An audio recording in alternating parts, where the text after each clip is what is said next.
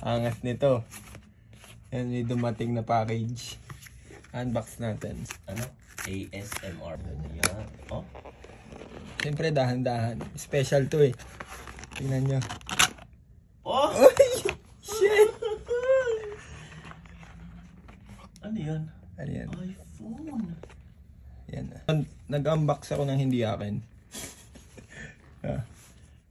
Tingnan mo sa likod. Baka may iPhone 16.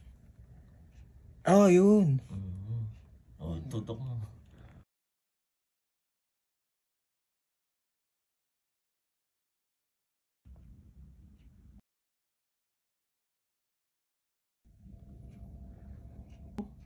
First look, mga tol, sa bagong-bagong, mainit-init pang iPhone 16.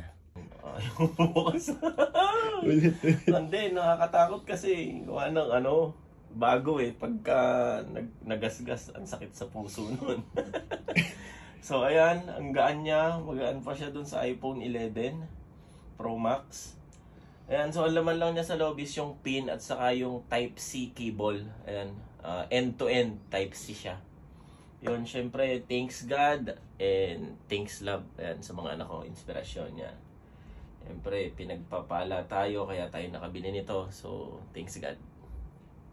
256 GB yung kinuha ko. Ayan.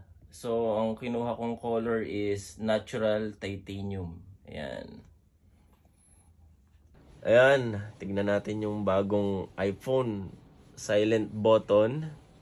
Volume up and down. SIM card slot. Pinhole.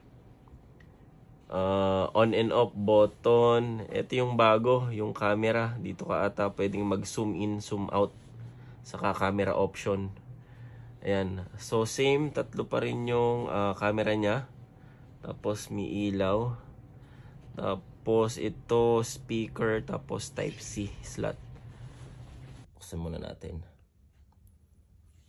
Yun, oh, sarap eh.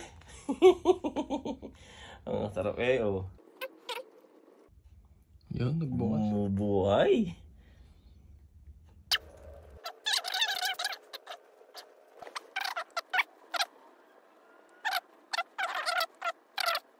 Yan mga tol, hanggang dito na lang muna tayo.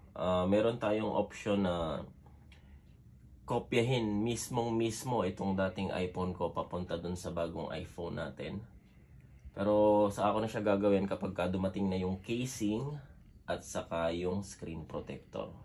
Ayun, thank you. Siyempre, salamat sa panonood. Thanks God and God bless. Rock and roll.